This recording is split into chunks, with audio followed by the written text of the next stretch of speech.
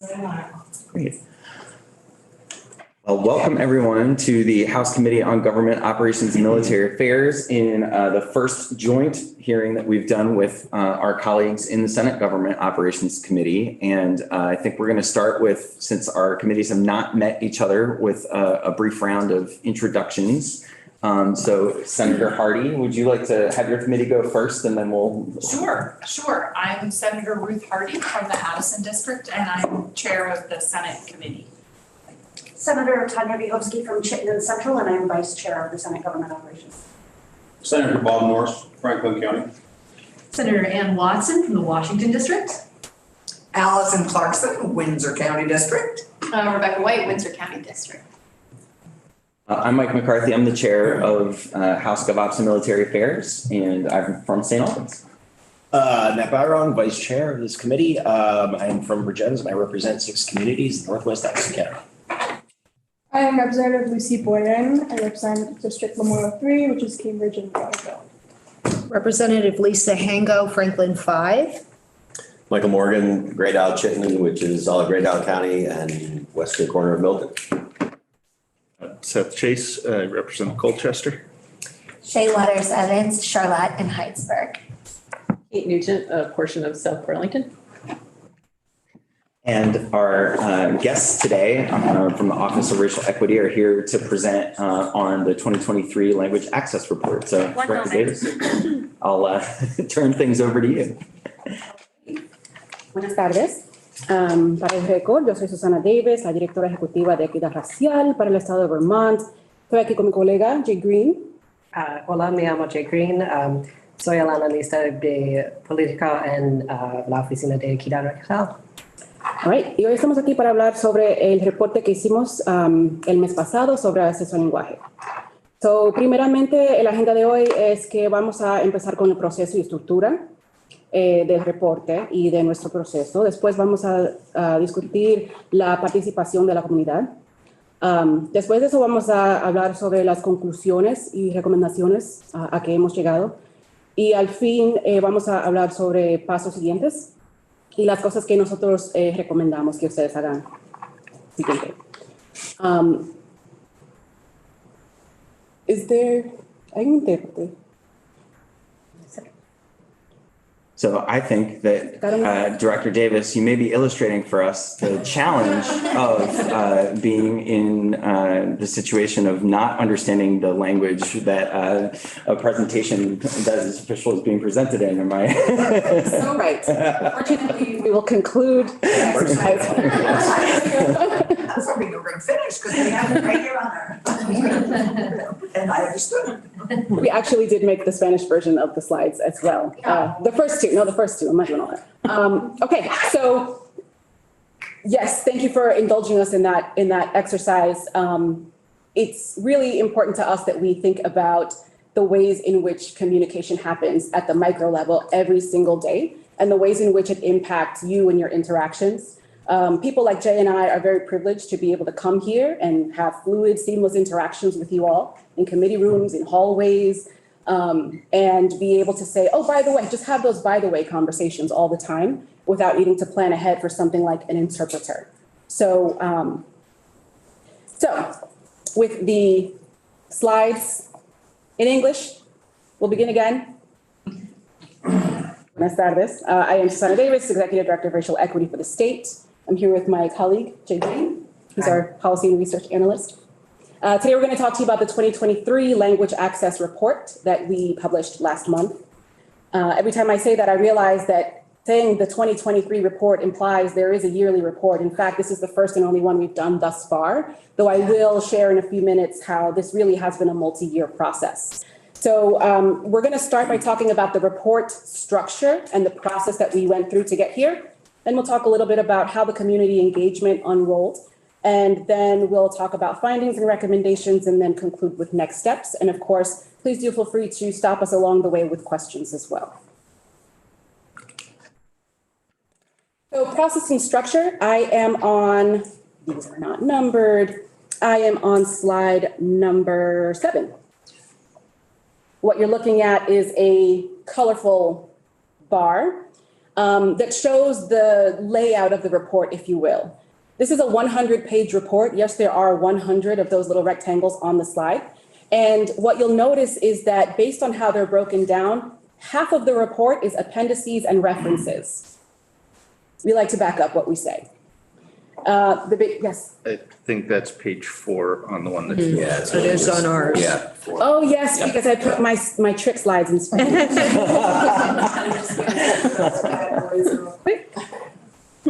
Thank you, Representative. So the report begins with an executive summary, which contains a summary and also a chart that contains all of the findings and recommendations. It also contains links to other places in the document, if you know what it is specifically you're looking for. It moves on to talk about the components of a good language access plan and the federal standards to which we must adhere. It then goes on to the findings and recommendations section, followed by a very long appendix and references section, and then a one-page infographic summary at the very end. I want to talk a little bit, I'm on my next slide now, number 5, about the process that we went through and some of the highlights. So we really want to begin, I want to begin with that 7 o'clock yellow piece, educate and recognize needs. We see that as a starting point that centers community. So having bilateral communication or bidirectional communication with communities about what are the needs with language access. We think we know what they are. I think I know what they are because of my lived experience, but you know what? Being a Spanish speaking person in New York is very different than being a Kirundi speaking person in Vermont, right? So being able to get experience from impacted communities, not assuming that we know best, even if we have some limited amount of lived experience. So we did a lot of really community-driven engagement. Most of the recommendations we're going to discuss today came directly from community members and other concerned individuals. We then kind of moved into a qualitative and quantitative research phase. Again, that's more fact-finding and more consultation with community and with providers. And that also included state government agencies. We had members of the legislature to whom we're extremely grateful, who were also participants in that process. We took back everything that we heard, packaged it up in a way that we think we got right, and then gave it right back to the same people and said, did we get this right? Took another couple of rounds of feedback, and then eventually came up with a plan for how we thought we could best implement. Now, that's kind of where we are in that yellow that's sloping down, that's about to be sloping downward. We're hoping to be able to agree between all 3 branches on a good policy moving forward so that we can move to implementation. At that point, we won't have just made it out of the woods, done and dusted. We're going to have to continue to monitor. We want to make sure that we get it right. We want to make sure that any tweaks or adjustments that need to be made can be made. And we want to make sure that we're continuing that feedback cycle with impacted populations so that we can keep refining and getting better and doing better.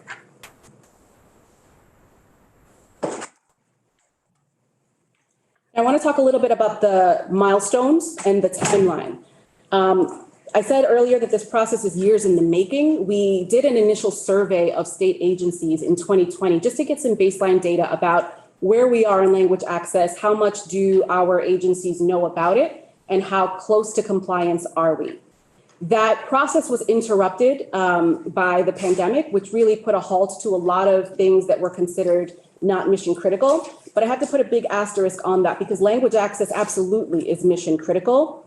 However, the way in which we had to address it really was from an emergency response perspective. That is to say, we had to put down the work of developing a comprehensive plan and instead focus on putting out the fires. I would like to have you all recall the situation that took place in Flint, Michigan, when it was discovered that the water was toxic and that the water was trying to kill people. People were notified of the health hazard and immediately had boil water notices, all kinds of other information and public health notices that were issued, except those Flint residents who didn't speak English, because they put out no notices in other languages. And so as a result, you had people living in that city, visiting that city, who were being exposed to toxic water for weeks longer than other residents. So when I say that our focus during the pandemic switched to mission critical and emergency response, for us, the focus really was on getting language access for those critical daily and weekly communications that were going out, things like school closings, any public safety notices, public health especially. But other than that, the broader work of making this a policy shift was put down temporarily. In session 2022, that work was reinvigorated with the introduction of S147, a bill pertaining to a language access plan. That bill was heard in the GovOps committees and in Senate GovOps. And it had been tabled at the time, pending our ability to regroup and come up with a recommendation. We took the summer and the autumn and half of the winter, and we did just that. In April, we held a convening session with a whole lot of people. That was one of our early rounds of community engagement. We took it back, did a little work on it, came back and reconvened them again in August. Took back the second round of feedback, did some more with new people we hadn't heard from yet. And then from the autumn through now, we had that time just doing final research and drafting the report. And when I say we, I really mean Jay, who was the absolute research and drafting powerhouse of this whole thing. I'll pause there for questions. I have like a million questions about how things rolled out during the pandemic, but I don't want to get us down a sidetrack. I don't want to hear anything. So I would say an overarching question was kind of how did we do in terms of identifying what were the critical pieces of information to get out during the pandemic and making sure that folks that speak different languages actually got access to those critical pieces of public information. Yeah, not great. Yeah. Not great. That's part of why we have the bill. It took a lot of community intervention, a lot of advocacy, a lot of people coming together in ad hoc, informal groups to navigate the system, some of them for the first time, and really have to advocate for it. It was difficult. And again, everybody's life was on the line along the way. I think that there were very strong coalitions that emerged out of that work. Entities like the Vermont Language Justice Project and the Interpreter Task Force that were put together by service providers and community members.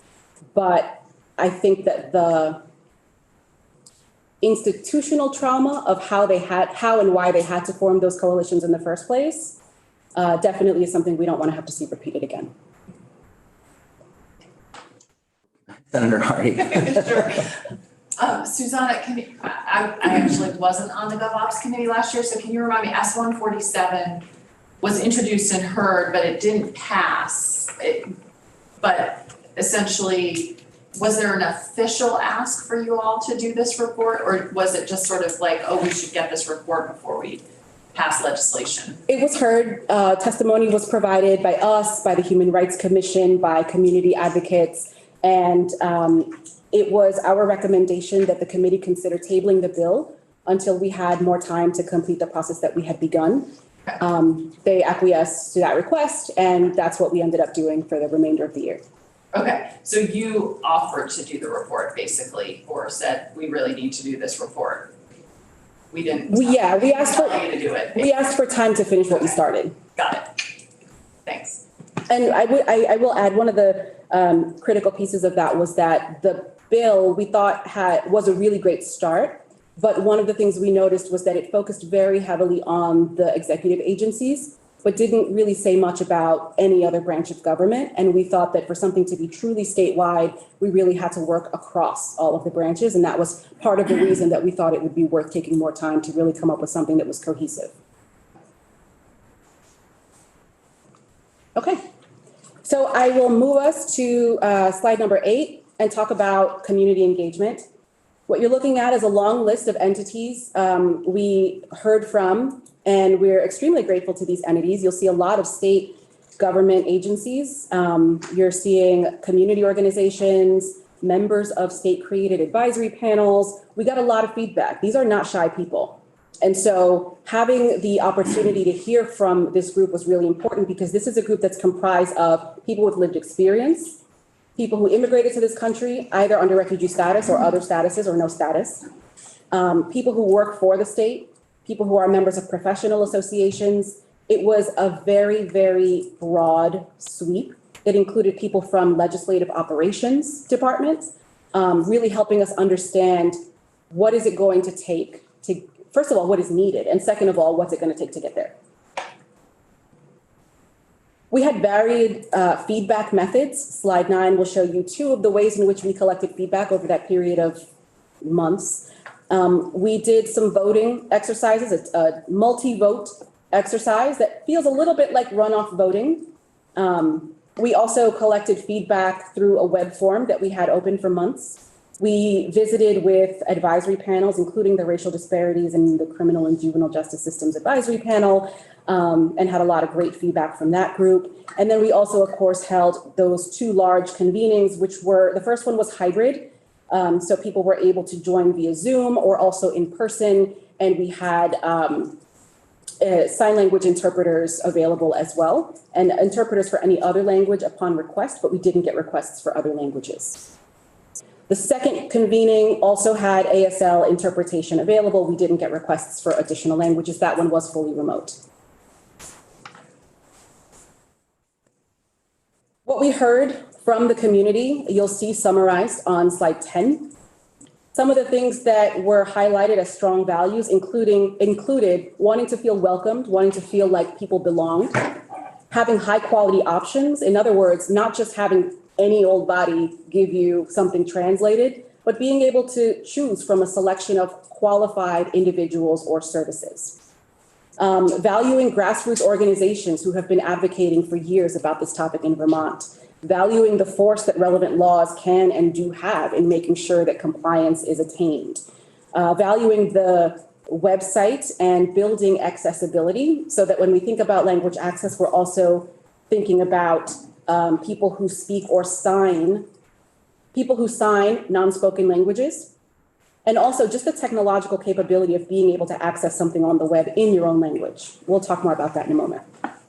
And then, of course, having reliable and complete data, not only so that we know who's here and what is the uptake for services, but also how are we communicating other data that may not have to do specifically with language access to communities who speak more languages than English. We had a lot of open questions as well, things that people wanted to know. For example, where should this work sit? What is the optimal technology? Are there certain platforms that are better than others? How do we make the best use of the tech that we have as a state? Can state funding be used to support some of the coalitions that have been created? How do we grow the interpreter and translator profession? How do we lower silos across agencies? And then some of the things that we heard very clearly that folks wanted included seamless access, quick access, so that if someone plops down in front of you and starts speaking in a language you don't speak, we know how to do that. If they didn't put in their request for an interpreter 2 days prior with the committee assistant, you know what the protocol is then. Accurate and quality product. Not every multilingual person can be a translator, just like not every quantum physicist can teach school science, right? You need people who have specialized training. You need people who can step away when there's a potential conflict of interest. And you need people who have a regional specific understanding of certain nuances that are specific to Vermont, right? To be able to not just go across a culture barrier or a language barrier, but also really get at those regional nuances. More spaces to be able to have conversations like these, reliable support of community organizations, clear minimum standards, which is one of the things we're hoping to establish here. And then they also wanted predictable budgeting, predictable forecasting of budgets so that we don't have to feel like our access to services is precariously hanging in the balance and being pitted against other important programs. So I will move to the findings. This is a really lengthy section, so I'll pause again for questions or thoughts.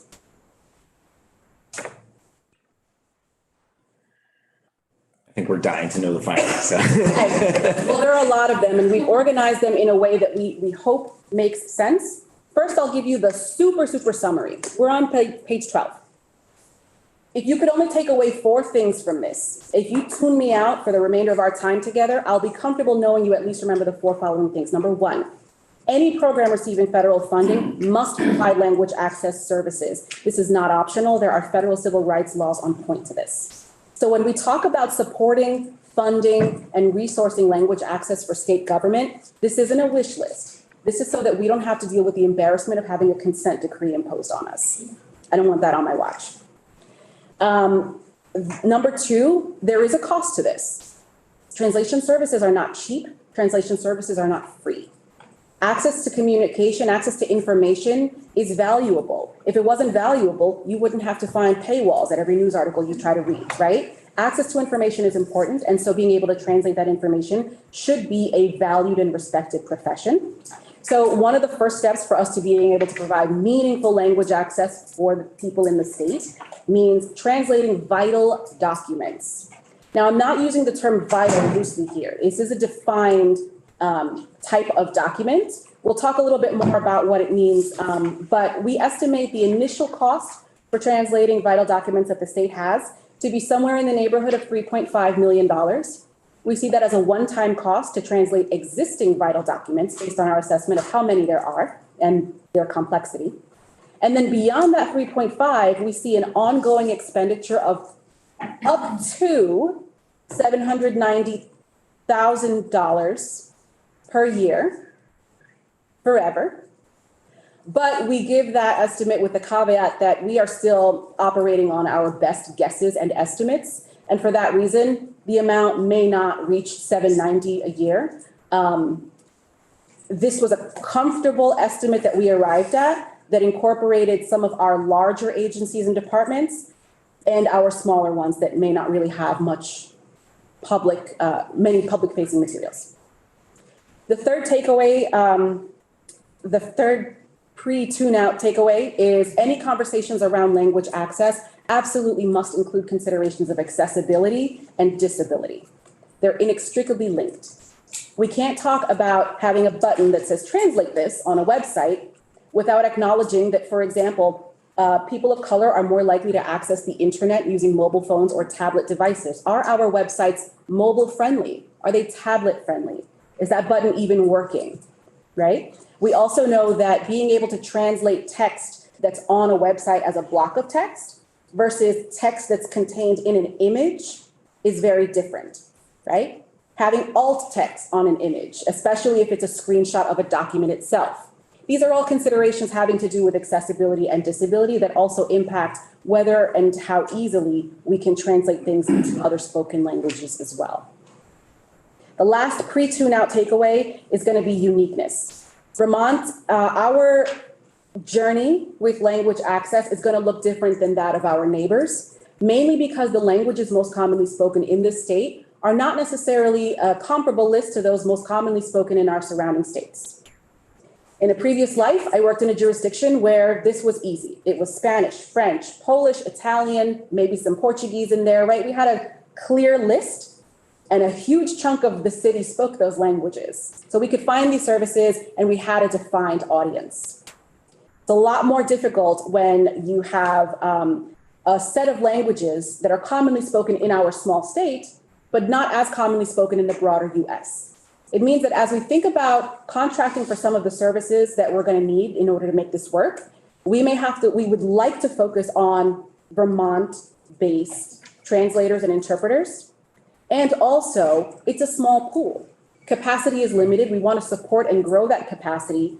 And yet, we also have to be prepared for the likelihood that we may have to lean on national vendors who can fulfill any additional need that we may have.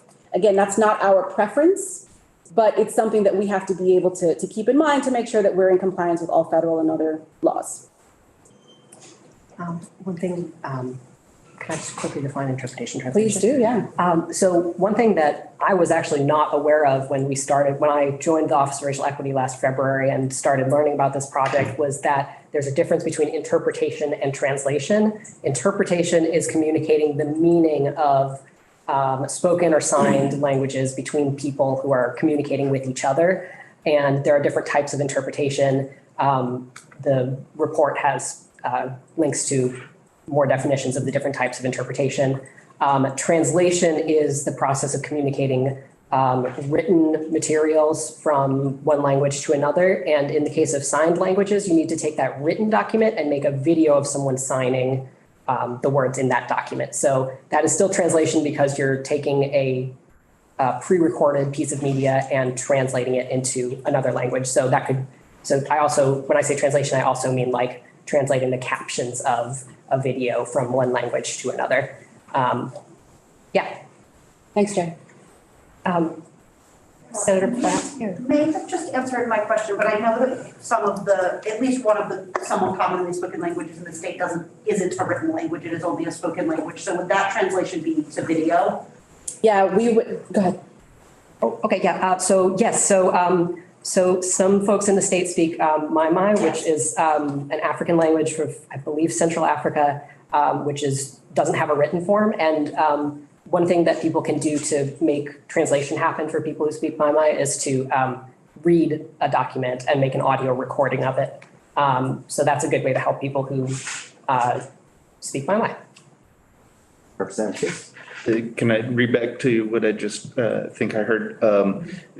Interpretation is a live interaction and translation is a static? Like a video, but the video doesn't change. I want to say yes, but there are a lot of different types of interpretation. I think the important thing is that interpretation is for interpersonal communication and translation is for media, documents, captions on a video. I think that's the more useful distinction. Okay, thank you. Representative. Thank you, Mr. Chair. Maybe you've got it further in your slideshow, but I'd be interested, was there any community feedback, from the non-English speaking individuals looking for access to learn English? I mean, was there that, and is there money set aside for that as well? There was a healthy discussion around English language learners and being able to access courses. Our other staff person who focuses on education and outreach, she's been joining me in conversations with some of the local higher ed institutions to talk about some of the ways that we could expand course offerings or find more people to be able to support with those. I think that this is an incredibly important conversation, and it's one that we have to have with an eye toward our broader demographic goals. We want to attract and grow, we want to attract people to the state and grow the population. And I think that the issue you're raising really goes hand in hand with that because it touches on people's job prospects, where people are going to live. Residency patterns for people often really do rely on where you can communicate with people. So the short answer is yes, there was definitely discussion about that.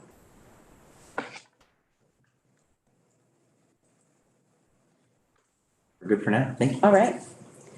So, when I think about access in general and language access, the why is important for us to keep in mind. People who have language limitations, for example, people who speak only English with no other languages, are vulnerable in this increasingly multicultural world. And so being in a place where you don't speak the dominant language, especially if that language is as complex as English, a lot of resentment toward the mechanics of the English language. It means that the challenges that you're going to experience are super hard. We're talking about access to things like school services. And the point that I wanted to get at here is that interpretation and interpreting is a skill.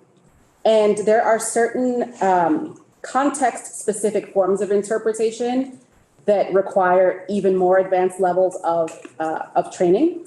Some of those contexts include medical translating, legal translating, and school setting translating.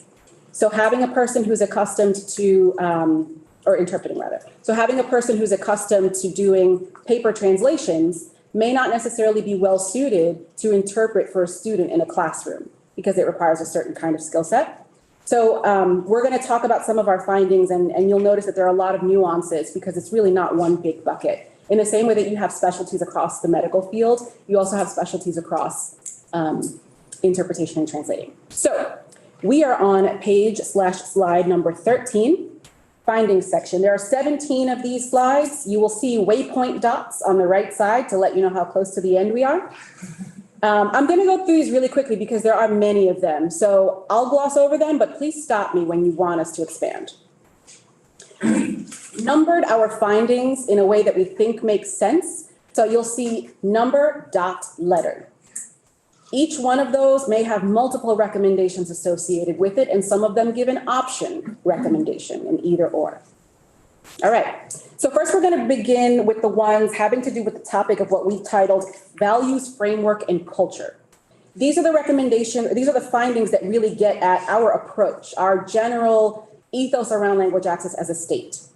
The findings here are that the state of Vermont doesn't have a unified value statement regarding language access, and that language service providers' work is often undervalued and uncompensated.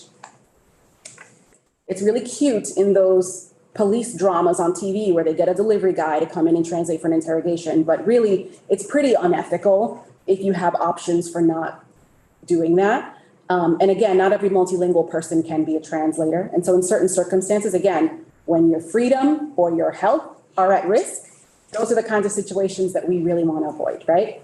So making sure that the work is valued and compensated, and making sure that the state has a unified and clear stance on language access. What we've recommended is drafting and publicizing a values statement that state government is committed to language access, and requiring agencies to adopt a model minimum plan. We have a draft, we'll come to that later. The next set of findings is under the category of data evaluation and reporting.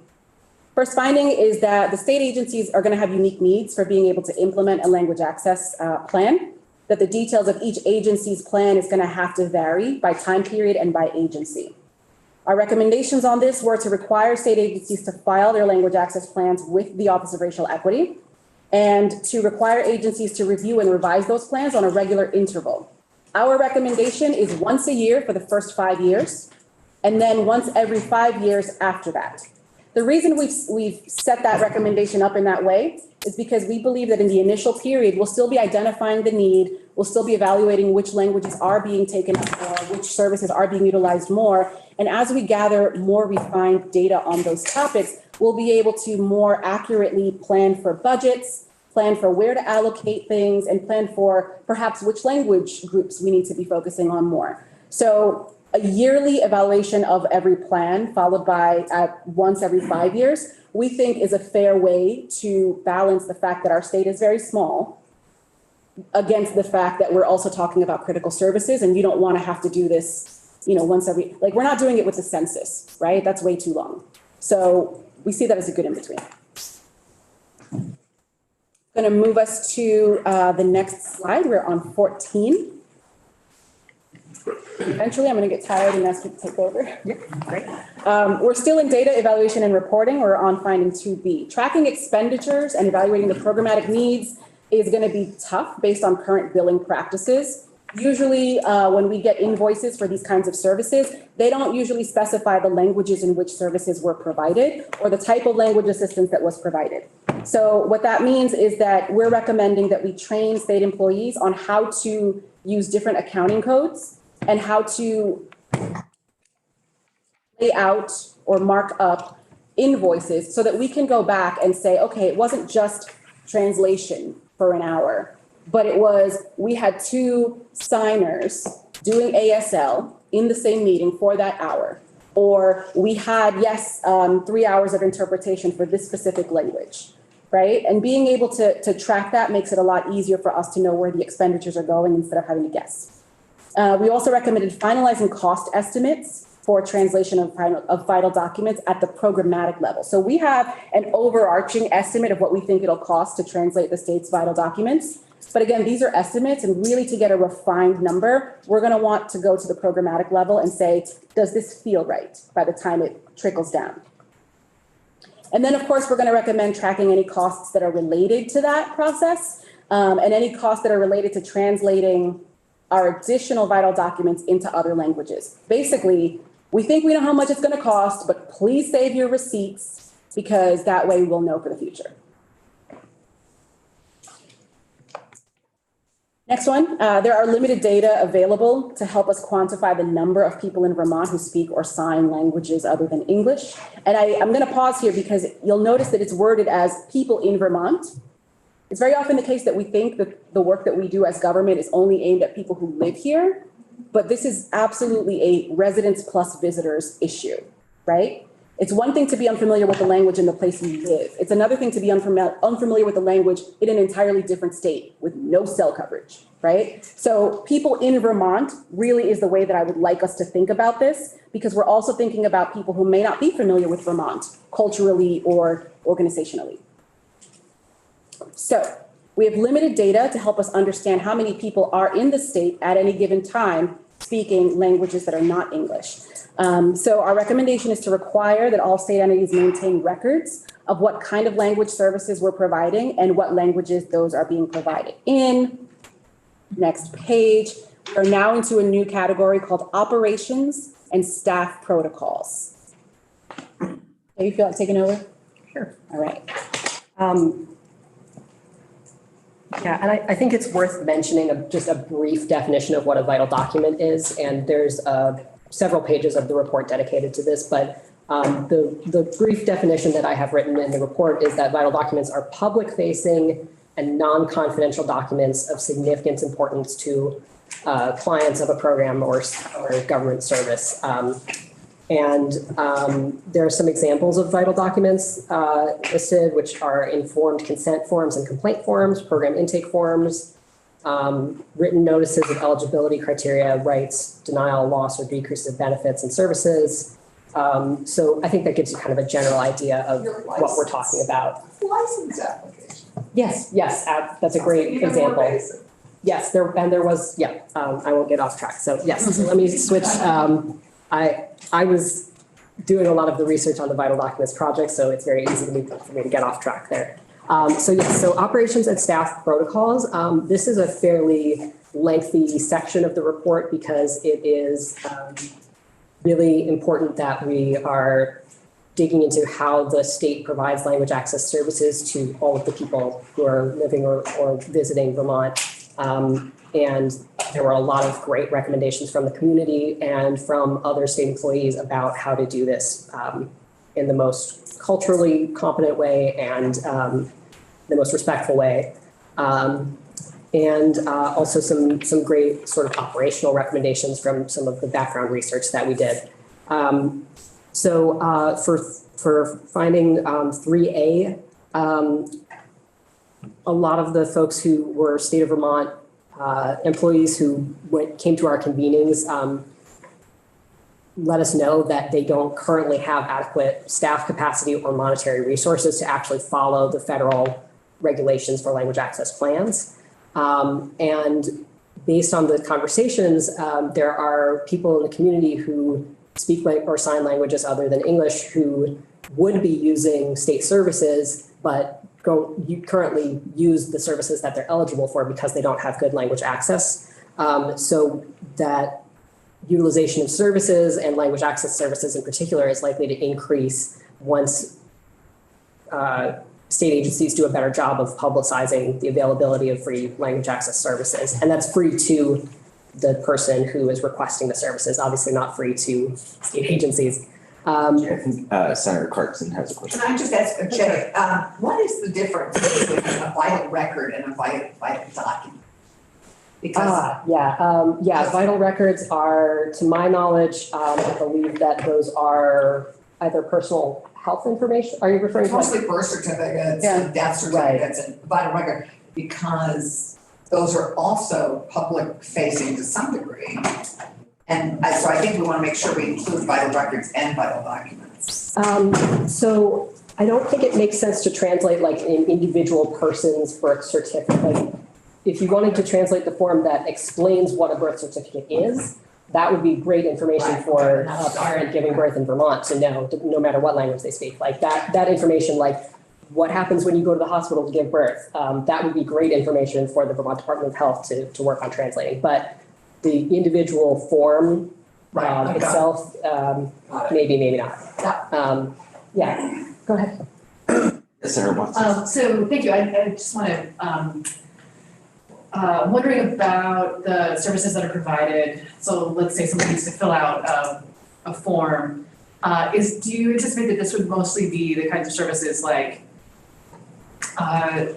someone helping someone else fill out the form, or is it both translating the form into a different language and then also, so they would fill it out in a different language and then it get their answers being retranslated, like how does that work? Yeah, I actually had a conversation with the Department of Motor Vehicles about that specific topic. And what they said is that they usually take the translated forms, like the application for a driver's license, and someone who speaks another language will work with a translator to, they'll fill out the form in their language, and then the translator will make sure to copy that information into an English language form, and then the English language form gets submitted back to the Department of Motor Vehicles. So that right now, language assistance providers usually work with people to make sure that forms are submitted in English, even if the person is using a copy of the translated form for their reference while they're filling it out. But we wouldn't keep the form in their language. We would keep blank copies of the form that we can distribute to people who need it to understand what they're filling out. Okay. But yeah, I mean, also, if someone did submit a translated form that was in another language, we could send it to one of the state contracted language service providers and say, hey, someone just submitted their driver's license application in Arabic. Can you please translate this back into English for us? And they would help us do that. So the state does have resources that if we do get a form that's submitted in a different language, we can get it translated back to English if we need to. Thank you. Yeah. And also, the Department of Motor Vehicles said that, sometimes it's fairly easy because the form, where it shows your name, and your, it's gonna be the same line on both, on the English form and the translated form. My apologies, Susanna has reminded me that the chair is in charge of calling on members of the audience to have. We're all in new ground with this, the senators, a whole nother, I have enough issue just making sure the members of my own committee get called on when they're in my peripheral vision, so I'm trying to make sure. So Jay, thanks for your help. My second. I'll try to stay on top of it. Thank you. Excellent. So I was just going over 3A operations and staff protocols. Yes, so the folks who were from state agencies let us know that they don't have the adequate resources to implement the federal requirements for language access plans and language access services. So the recommendation that came out of that conversation, there are a few recommendations that are all under finding 3A. Evaluate whether there's additional need for staff, additional positions to be created to support language access implementation. For everyone there, for every operations staff person, there should be at least one primary state employee who's in charge of language access at each division or office level entity, and there should be a secondary person to be the point of contact in case the first person is on vacation or out sick, whatever.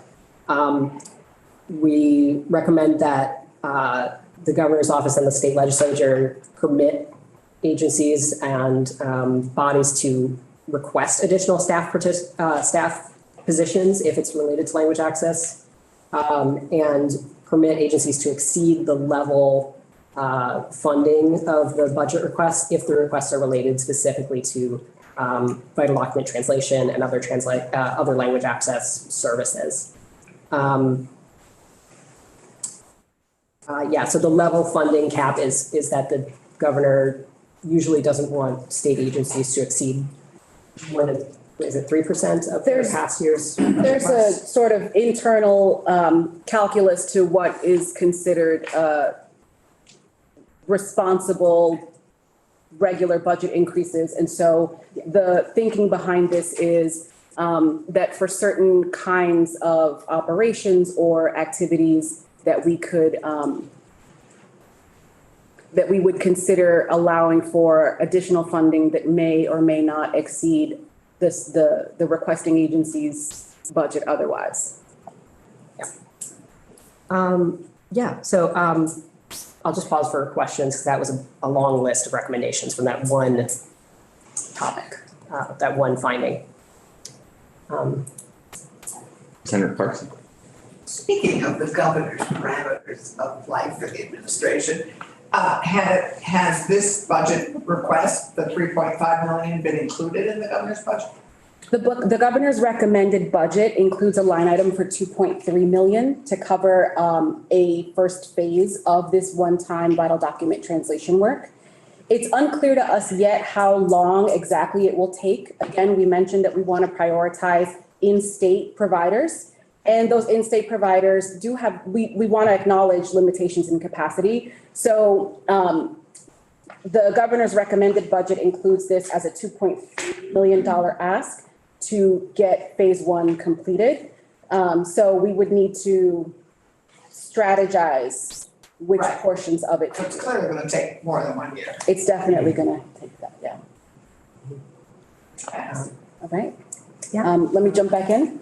Sure. Okay. Sure, go for it. So we're still in operations and staff protocols, still on page number 16, finding 3B, which is that state agencies don't uniformly distribute information about how to access free language services. So when we mail out a notice that says, hey, we saw you going through a speed trap, or hey, here's some other essential information that you need to know, there should be included with that notice something that says, by the way, if you can't read this, here's how you can get access to this being translated for free. So our recommendation here is to include that information in a way that is uniform and consistent across state government in any mailed or electronic communication. Next, we are on findings 3C, D, and E, all still under operations and staff protocols. Mr. Chair. Thank you. Minus So it related to that last point, but I think it's relevant to a number of recommendations. How did you reconcile both language barriers because people aren't native English speakers or aren't proficient in English, and then also just literacy barriers? So people may not be able to even read at a high level in their own native language. So how do we reconcile that? I was just thinking they might not be able to read in English that says go to this website to get a free translation. Correct. And that's why when we recommend notices of free language access services, that they always be written in the language of the translated language being offered. So in other words, the phrase, click here to read this in Arabic, should be written in Arabic, right? What if they're not proficient in Arabic enough to read that? You know what I mean? So an alternative is that we could provide audio or video. For example, one of the things that is commonly done when we need to get notices out really fast is large WhatsApp groups, to be honest. And that way you can do an audio recording or a link to a video. We know that the Vermont Language Justice Project has a lot of videos on their website. They've worked with the Healthcare Advocates Office and with others to get important notices out over the last couple of years. And so a lot of those do take video form, which helps particularly for those languages that may have non-spoken versions.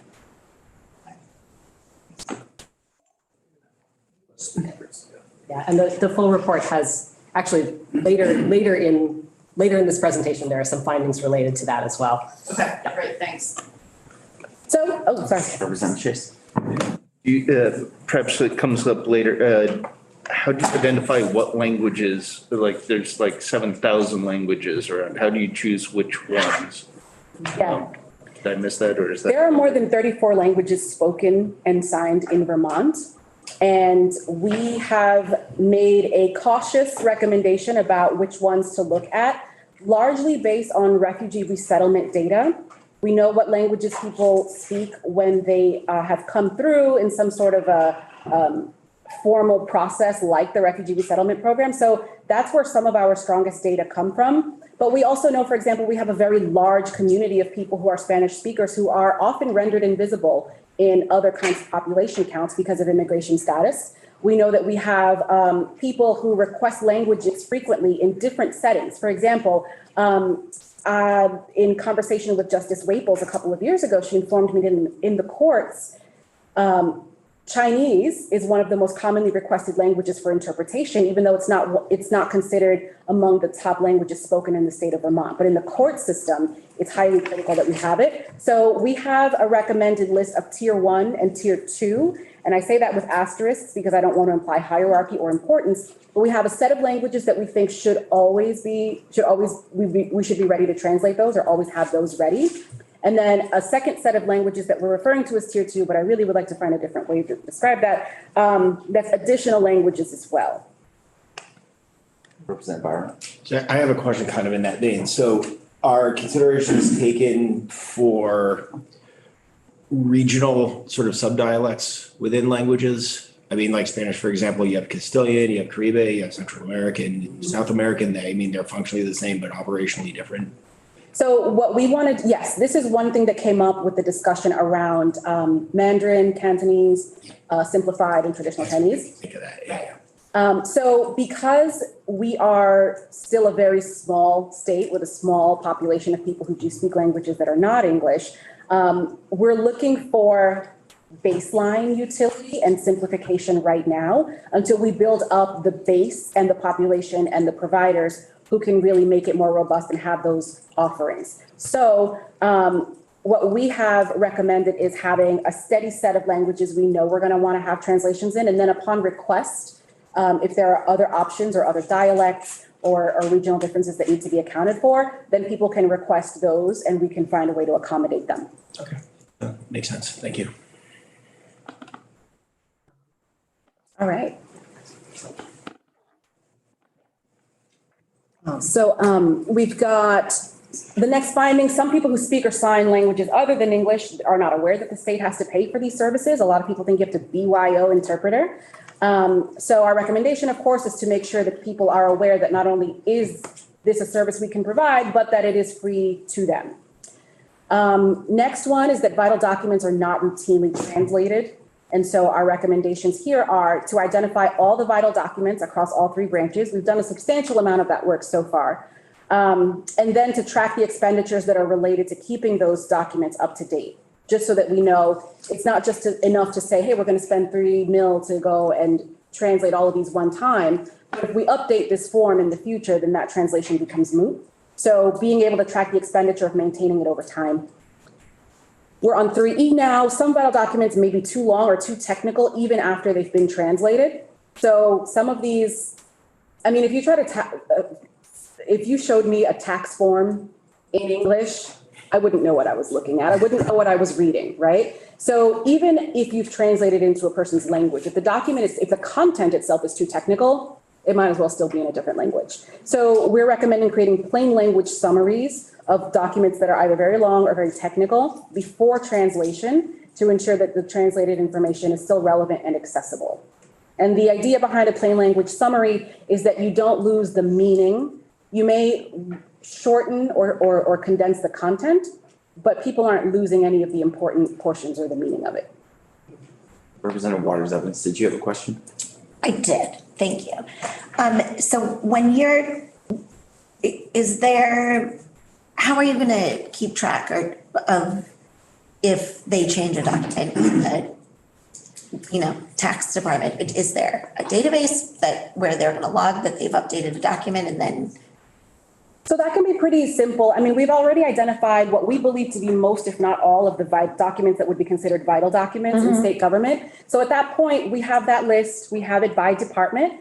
And so, this part of this goes to the recommendation we had earlier about having everybody file their language access plan with us, and then we review it every year. So that might be, hey, you know what? These are the 10 documents we identified for you that are vital. Have you updated these in the last year? If so, did you translate it? If not, how many weeks are you going to take to get this done, right? So that could be a very simple way to track that. I'm sure there are also sophisticated platforms that we could use that put a little red dot next to something that's been updated. But I think a process that flows through whatever coordinating entity there is who's looking at all this, for that entity to say, okay, I know where all the vital documents are across state government, and I'm pinging them regularly to make sure that they're not getting updated. I'm sorry to interrupt. No, please. That would be one approach. The approach that's recommended in the report, in the longer detailed version of the report, is that the same as having one person who's a point of contact for any requests for language services that come into a department or office, is to make sure that the leadership in that department or office says, okay, team, this is the person who is responsible for keeping track of vital documents in our office or our department or division, whatever is the smallest subdivision of a state agency. Just making sure, a lot of it is just accountability. It's just making sure that there is a team of people who are regularly checked in with and held accountable for keeping the vital documents up to date. And that would be, yearly for the, go along with that yearly for the first 5 years and then, every 5 years. But I think that the vital documents should probably remain, and there are software tools that you can use to automatically notify you if something gets changed in a document, for example. So, I hope that helps clarify. All right. So we are up to 18 now. You're doing great. We're still in operations and staff. 100 pages, for sure. We're still in operations and staff protocols. These findings state that we can better utilize our software so that if we're interacting with a client, let's say I'm part of the 3 Squares program, and I know that I have a client and the person's in my record management system or case management system. If that person requires interpretation or translation to be able to engage with us, we can have something that puts a tick next to that person's name that says, hey, before you schedule a meeting with this client, make sure that you arrange for an interpreter so that you don't find out on the day of, oops, we got to reschedule. So this recommendation is to audit all of our record management software systems for their ability to be able to do that kind of thing, to say, put a little I next to it for interpreter or something like that. And also to configure our record management software to alert people to arrange for interpretation ahead of time, which saves everybody time. Our next finding is that most state employees only speak English, which is absolutely a barrier to language access. This is one of the reasons that we repeatedly say representation matters, not in a tokenistic way, but just because it does. So in public-facing offices, we're recommending the utilization of I Speak cards, which are visual cards that a person can use to identify which language they speak. We're also recommending a standard list of yes or no questions in Vermont's most commonly spoken languages that you can ask people as well in their language. So for example, if normally you would walk into DMV and maybe the first 3 questions they ask you is, do you need a new license? Or has your mailing address changed or something like that? You can have those standard yes, no questions written in different languages. And that way you quickly understand what the person needs or kind of get that basic stuff out of the way. And we're also recommending an electronic version of that with a tablet or some other device with a person who's signing those same yes, no questions in ASL so that the person in front of you who may sign ASL can also be able to participate in that. The other recommendation we have here is training state employees to use those I Speak cards and knowing the protocol for when a person walks in, maybe there may be identified a language barrier. You can quickly, where the cards are, how to use them and what to do next. You will note as we're going through these that a lot of these are easy and fast and inexpensive changes that we could make today if we wanted to. Still in operations and staff protocol, we're now on page 19. Multilingual state employees who are interpreting as part of their jobs may encounter conflicts of interest or other ethical or privacy concerns in doing that work. So our recommendation here is to prioritize using the services of dedicated and trained interpreters from our vendors instead of multilingual staff stepping in. We also know that there's no standard, and we're going to come back to multilingual staff as well. Actually, in the next one, there's no standard procedure also for measuring the capacity of those multilingual staff, right? You heard me speaking another language earlier. You have no idea if I knew what I was doing, right? So having a standard procedure for how we measure the competency of translation or interpretation capability for state staff should match what we're expecting from our vendors.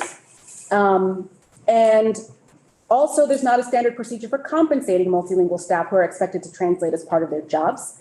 Many of us just do it because we always have, whether it's for family and personal circumstances or in the workplace when a client walks in and you happen to be the only person there who's from Burundi, right? But having a time reporting code for staff who are expected to step in and translate as part of their jobs is important to pay people for their labor. And also, when you are hiring employees, if they're going to be expected to do a particular job and then also translate, that should be reflected in what in their salaries. Similarly, if you hire a person with a certain compensation package and then start leaning on them to do that translation, you should be revising what you're paying the person because you've now added a new duty. So that's kind of the whole recommendation around that. You want to take back over? Sure. So we're on the last finding and recommendation for operations and staff protocols, which is just 3J. Because of the small number of people who speak other languages than English, speak or sign, not all of our state employees actually get to practice what happens in that scenario when someone walks into your office and says, I don't speak English, I need an interpreter, or says that in their own language, not in English. So the recommendations that we have are related to helping our state employees actually practice more so that they can become skilled at requesting language access services when they need it. So the recommendations are for accountability purposes, leadership should identify which state employees should be in charge of making sure those training recommendations are met. We should use kind of secret shopper programs. So have someone who is multilingual go into an office and basically pretend not to know English and ask for services in the language that they speak and give a grade or an evaluation of the service that they receive and pay them to do so because they're providing an essential service. They're providing training services and testing services for our state employees. And then if a state employee is not able to give language access services to the person in a timely and respectful way, support them with additional training. We don't want this to be like a punitive experience. This should be a learning experience for everyone involved. Does anyone have any questions before we move on to technology and resources? Great. Okay, so that is the wrap up of operations and staff protocols. There is a great deal more detail in the long form report that you can reference if you wish to review it. So for technology and resources, these are all recommendations that are related to things like our State of Vermont websites, any emails that we send out, electronic communications, public service announcements, emergency communications, anything that is, related to technology. And so the first finding is 4A. State websites frequently do not provide links into translated documents or information about the availability of language assistance in really obvious and easy to access places. A lot of websites that we investigated that notice about language access services will be at the very bottom of the page, and it'll say notice of language access services in English, and then it'll list a few languages below that. It's like, well, if someone doesn't know if someone can't read English and they just see notice of language access services, that doesn't mean anything to them. So there should be a notice of the availability there should be a notice of the availability of language assistance on every state website in a easy to read, obvious place. Those notices should include a video notice that is in American Sign Language or ASL. And anytime that you have a website, a link that you click on to navigate to a different page where there's a translated document, always display that link in the language that it's translated into. So as Susanna mentioned earlier, if you have, driver's license application that's in Spanish, display the link to that says, driver's license application en español. And I should be practicing my Spanish more.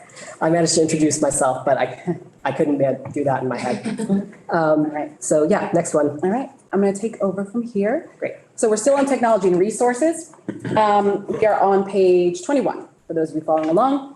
So in most cases, state websites are only available in English. If they are translated, they're usually using a Google Translate drop-down button. Google Translate, we heard loud and clear from our community input that Google Translate is whack. It is insufficient, and it often creates error. We all know that it creates errors, but some of them really can make a big difference in people's outcomes. So our recommendations are as follows. Number one, create a mechanism through which people can request translated versions of our websites. Any links that we have to information about that should be displayed in their languages. Second, if we are using Google Translate, make sure that we put a disclaimer that's very obvious in multiple languages that says, hey, Google Translate is the thing that's right here on the corner here. Please know that it's going to create errors and that if you want this website translated into or this page translated, you can contact us and here's how to do it. The next recommendation here is to include information about how to request interpretation services. And then the last one is all notices about language access services have to say that the services are provided at no cost to the person requesting. Moving on to the next page, we're on findings 4C and 4D. We are still in technology and resources.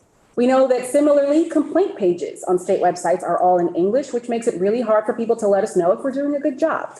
So we're recommending creating videos in the recommended languages for notices of language services, translating complaint pages into more languages, and using state contracted interpreters to facilitate communication between the complainant and the state employees. Some complaints are really time sensitive, and we may not have a 2-week turnaround time to get an email or a document translated back to the person. So being able to have our vendors on call to say, hey, you know what, this is an urgent matter that was brought to our attention. We need somebody to step in. That's going to be really important. Related to this is also people who sign non-spoken languages. So we know that state websites are rarely formatted to be able to be accessed by phone or tablet.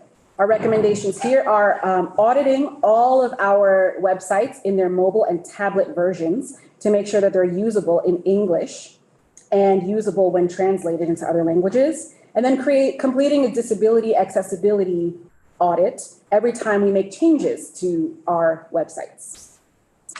And the full report has a list of resources about how to do disability audits and companies that do them. And there's a website checker tools. We are now on 23. The finding is that most state-created public service announcements and emergency communications are created in English without translated audio or captions. Remember Flint, Michigan. So our recommendations here are to create public service announcements and emergency communications with manually translated captions if it's video, not auto-generated, and with video or audio readings in Vermont's most commonly spoken languages. We're also recommending that we create emergency communications and PSAs in video format, just to improve access for people who are not literate in their native language, and to use open captions in English, in addition to closed captions, we'll define those momentarily, to assist hard of hearing and late deafened people who may not be familiar with the technology in accessing captions. Yep. Jay, would you do us the honor of explaining the difference? Yes, so open captions are, so usually when you want to see closed captions on, let's say, a YouTube video, you go to the bottom right-hand corner of the video and you click on the little button that says CC, and then you can choose what language you want the captions to appear in.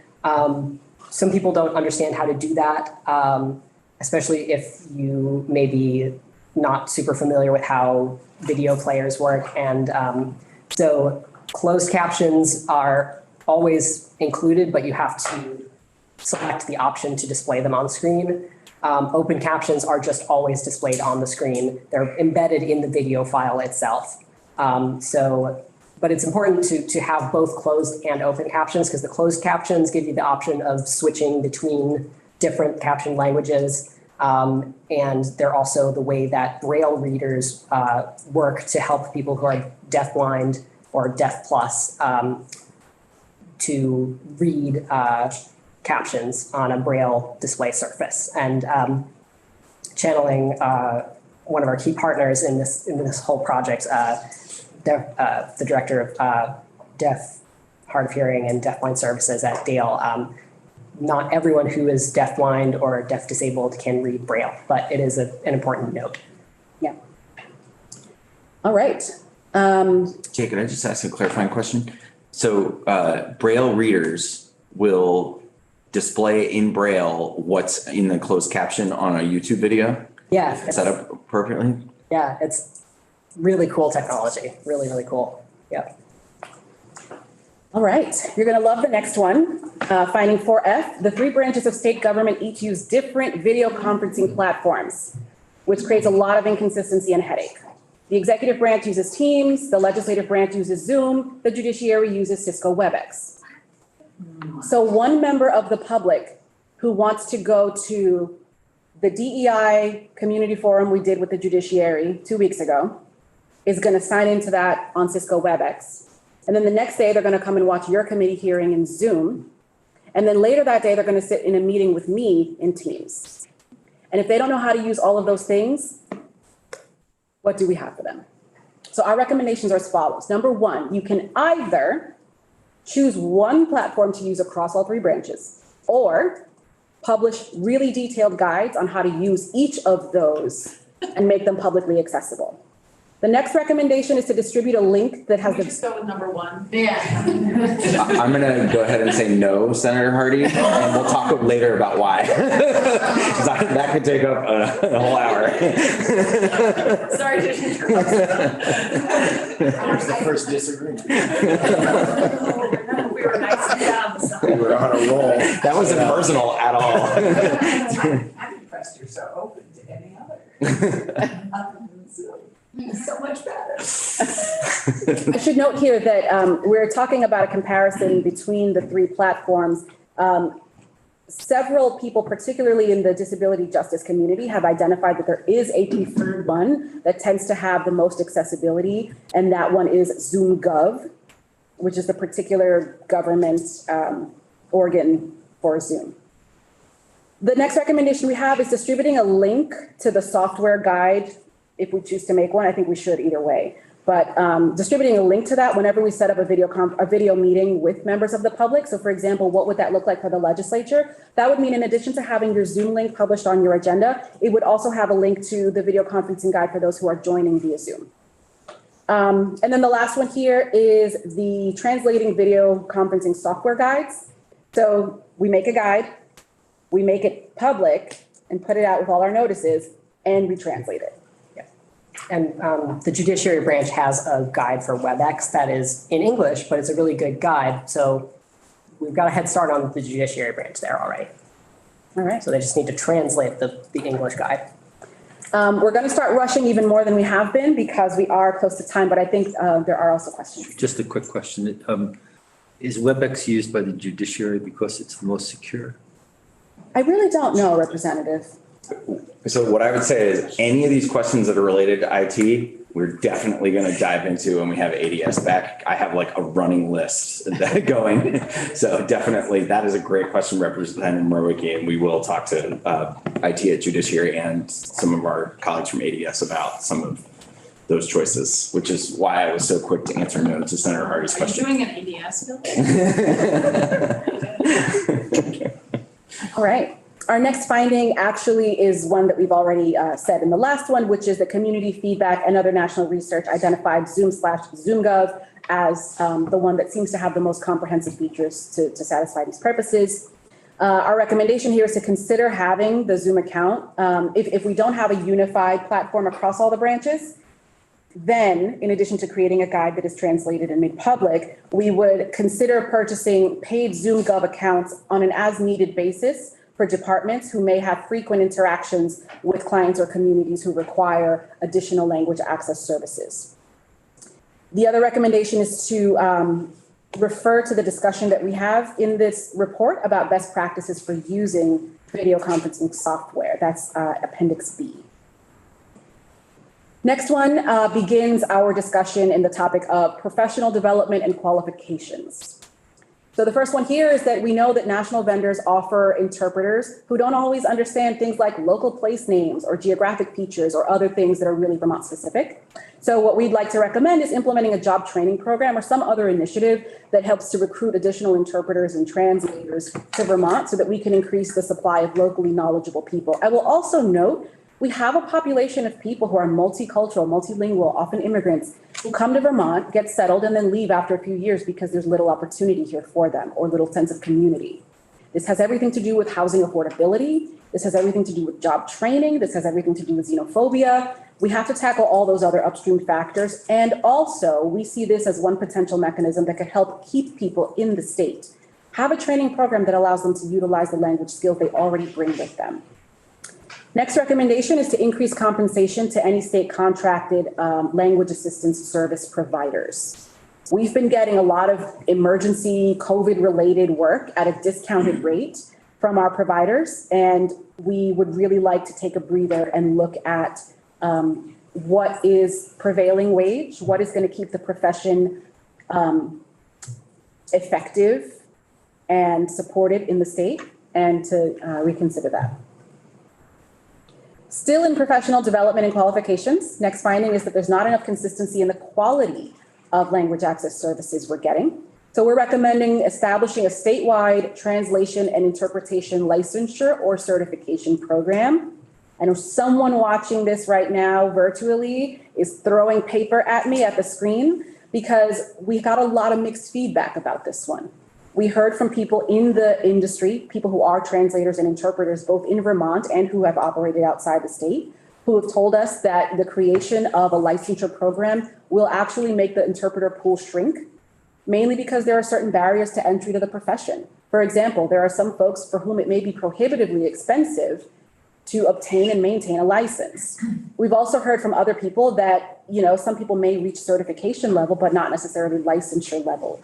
And also that sometimes if you have a minimum standard, let's say we only want people who are licensed, who speak a particular language, but the only people in Vermont who can do it maybe are certified but not licensed, it means you may have a person who could be qualified, but who doesn't meet the technical credentialing qualification. And so that may end up limiting our ability to utilize their services. So it's after a lot of deep consideration and a lot of rocking back and forth and hand wringing that we make this recommendation that we do think we need to have a strong and predictable standard for the quality of the product that people are receiving in the state. If you're in a medical setting, a legal setting, any kind of setting, your life or your well-being could depend on it. So we do think that a licensure program is appropriate. And what we'd like to do to support the interpreter pool and the translator pool is to help to reduce barriers through that licensure process so that we don't end up having a negative impact on the profession. I will pause there. That was a lot. Representative Chase. What do other states and the feds do? It's a mess. Okay. Yeah. I Inconsistent. Inconsistent. Yeah, some have just certification, which kind of means people can say, yep, I'm an interpreter, put me on the list. And I don't mean to oversimplify it, but No, I understand exactly what you're saying. Yeah. That's what I thought you were alluding to. Yeah. And then you have some who do have robust licensure programs. And again, if we're talking about Spanish, Polish, Italian, French, perhaps it's really easy to have a large and rotating roster. But for Vermont, we really struggle to have a reliable and predictable pool for people who speak the languages that we need. So that may be a challenge. And then in other places, you have systems that really don't have much of anything at all, or they rely on the national vendors, right? The telelanguage, the language line, et cetera. Yeah. There's also organizations like the Registry of Interpreters for the Deaf. I believe that's what the RID stands for. And they have national guidelines, and if someone is registered with them, it means that they meet certain qualification standards, but it's inconsistent. The second recommendation we have here is to develop a complaint procedure so that anytime a state employee gets a complaint regarding the quality of the services, of the language services that we contracted for, in other words, anytime we provide someone an interpreter or a translator and they mess up, we need to have a complaint procedure so that we can know about it. We note that licensure or certification programs can create barriers to entering the profession. We mentioned this already. So we recommend that any licensure or certification program should be designed to remove those barriers, which may mean subsidizing the cost of a license or finding other solutions to help people remain or enter the profession. We also note that a lot of testing or professional exam materials aren't translated. And this doesn't just mean for language service providers. It also could be for your CDL that one is translated, but there are a lot of professional exams that are not. So we recommend providing educational materials and tests for jobs that require licensing, but that don't require English language proficiency. right? So translate the test if for the job, you need to take the test, but you don't really need to speak English.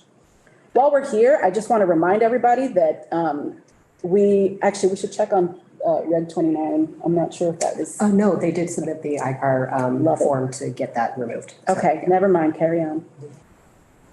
Okay, we're almost there. We're now entering the section of the findings that pertain specifically to ADA compliance. That's the Americans with Disabilities Act, and relates to accessibility. So we said earlier that we worked really closely and are really grateful for the assistance of the Department of Disabilities, Aging, and Independent Living. We see disability access as inextricably linked to language access. And for that reason, we've identified a number of recommendations related to ADA compliance that we think will be of use. The first is that a lot of assistive technologies may not be able to help you get access to a website if the website itself isn't designed to work with assistive technology, screen reader.